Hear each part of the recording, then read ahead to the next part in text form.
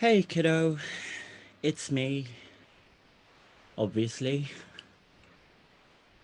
I heard you went well. I wish you told me yourself, but I understand, considering us and the times.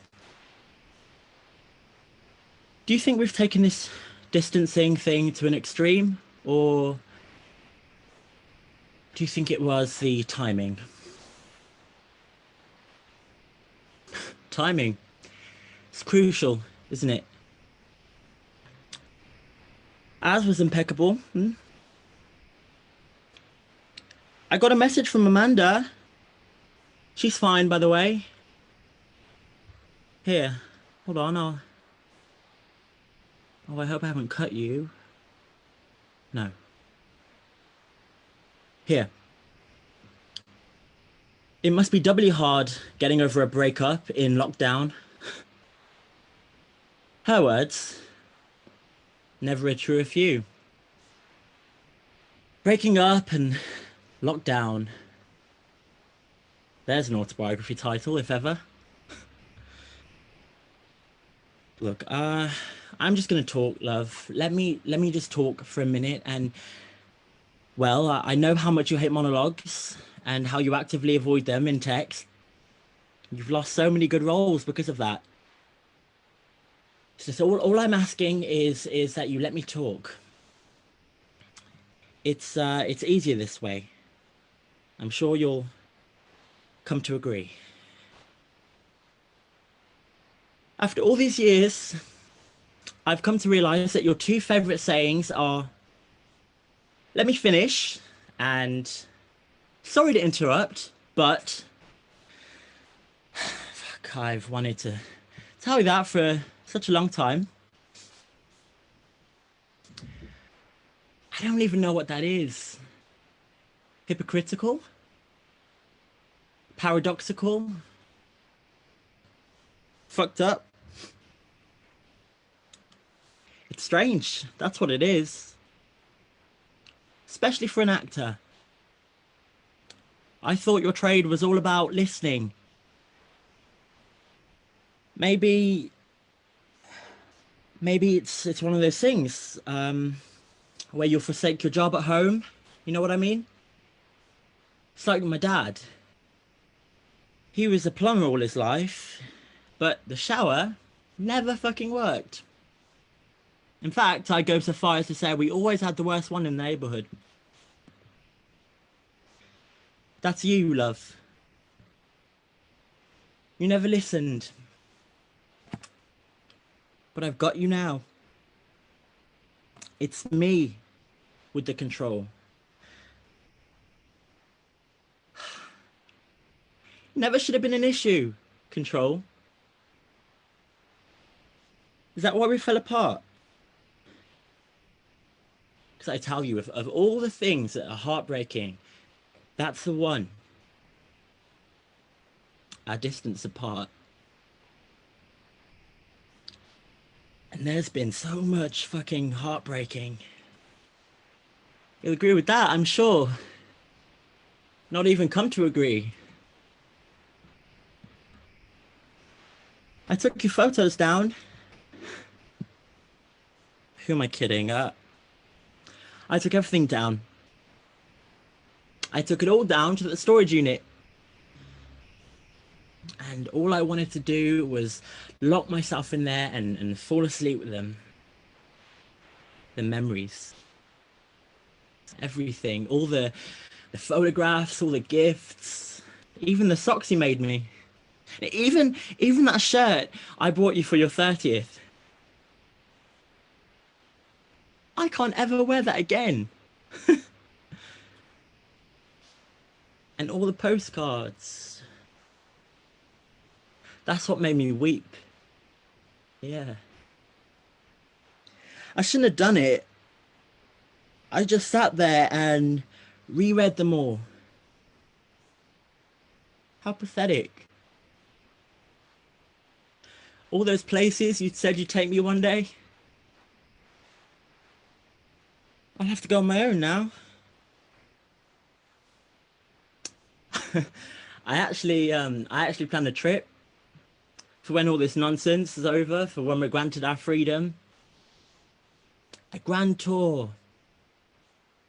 I was gonna go crazy on Facebook with pictures of me happy in all these new lands. How spiteful of me is that? All these places, they've all been ruined now.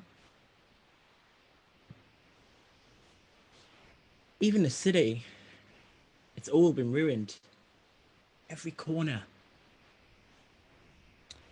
Oh, going past that storage place, you'd never believe what I saw. A poster for Romantics Anonymous. It stopped me in my fucking tracks. Stood there like a what? What was I stood there like? Hey? That broke my heart. Again. I had no control over it. There's the culprit again.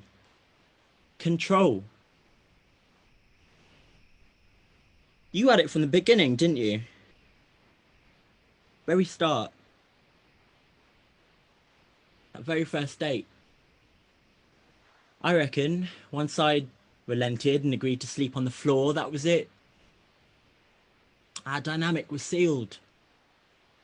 We'd argue and you'd say, no talking, no communication for X number of days, and no discussion about it. There was never any discussion about it. Even this. We're done. Full stop. And now we aren't even allowed to talk to each other about us. It's just been taken away from me. Yet we're still in touch. Like glorified pen pals.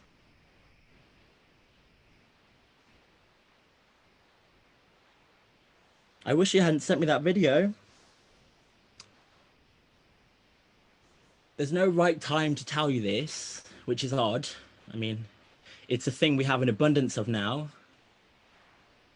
It was a thing of joy, yeah, but it only reminded me of what a ghost I am to the rest of your life. I'm certainly a ghost to your parents. How long has it been? That's the closest that I've ever come to being in the same room as them.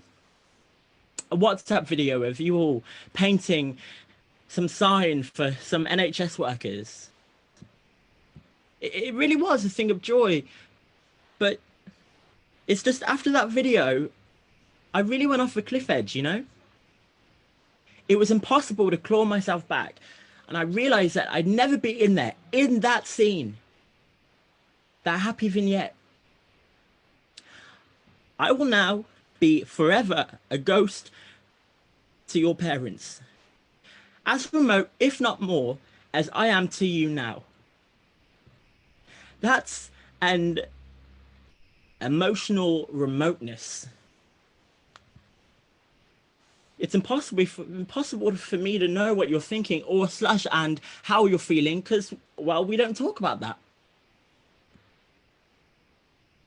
Just another thing that you've taken away. Control put as the ghost. And once that tagine I was cooking started going to fuck, that was it. All over. I made the discovery that my tether did actually have an end. Fuck me, it's a ragged one too. I know that didn't send it maliciously. I don't think you've a malicious bone in your body. I've wondered over these past few weeks whether you're actually cruel or just dumb. But you're neither. That video reminded me of your generosity and your love. You looked so fucking happy. What a creative thing I was watching. A family. A real family.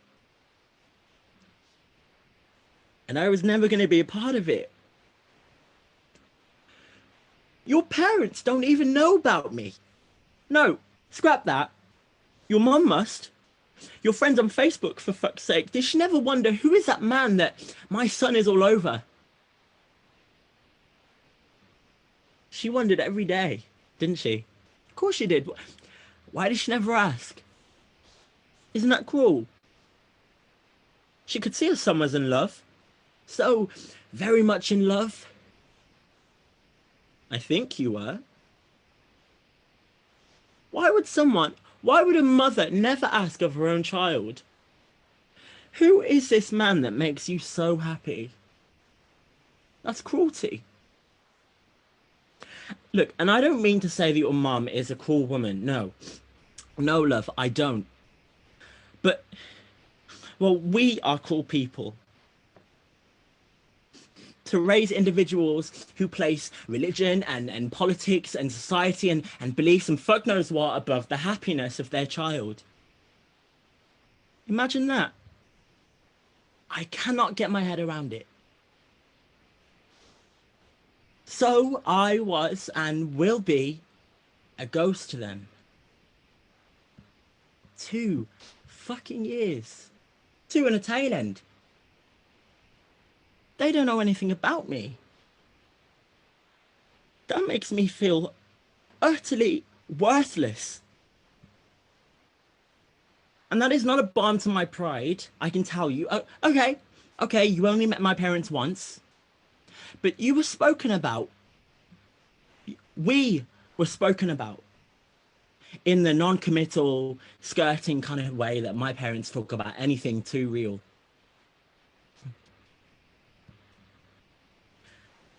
I can't be a background phantom anymore. It makes me feel invisible.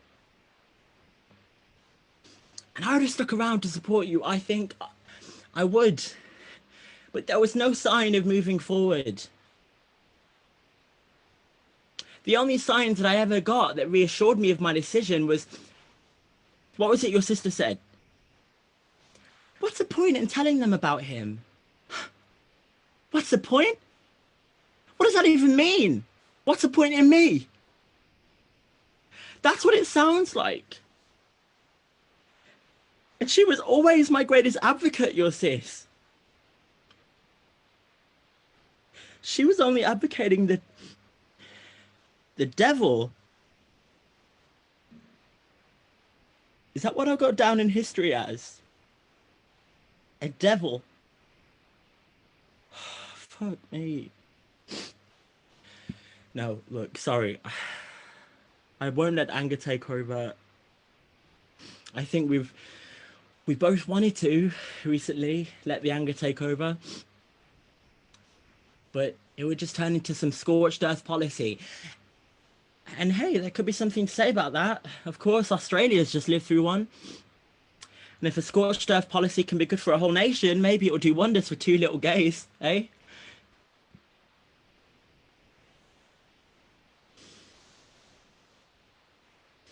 We're still alive, eh?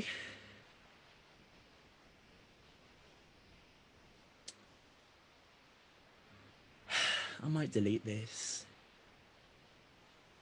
I don't think I should send it. Yeah. You don't need to hear this. You don't need that as well as the end of the world.